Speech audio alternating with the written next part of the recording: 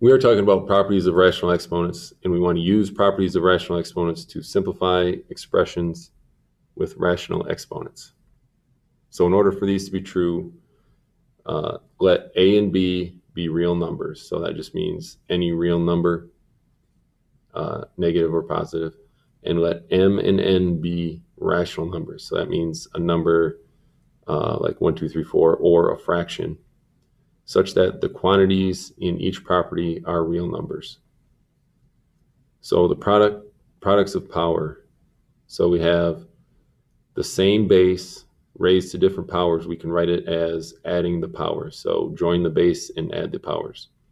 So 5 squared times 5 cubed, that's the same as saying 5 raised to the 2 plus 3 power.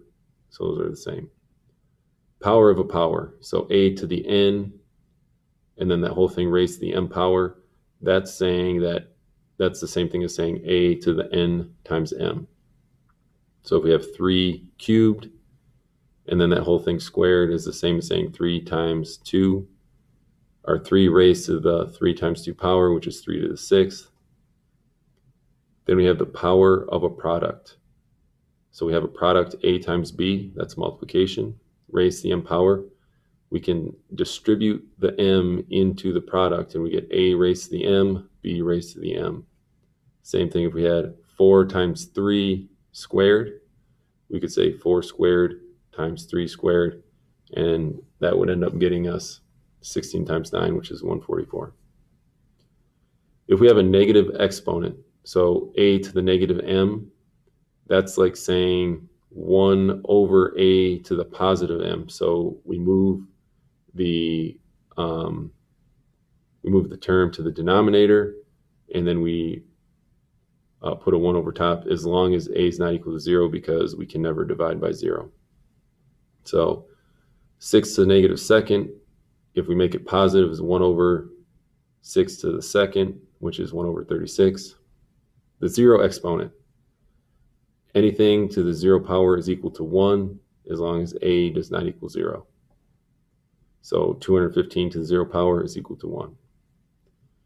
And then quotient of powers.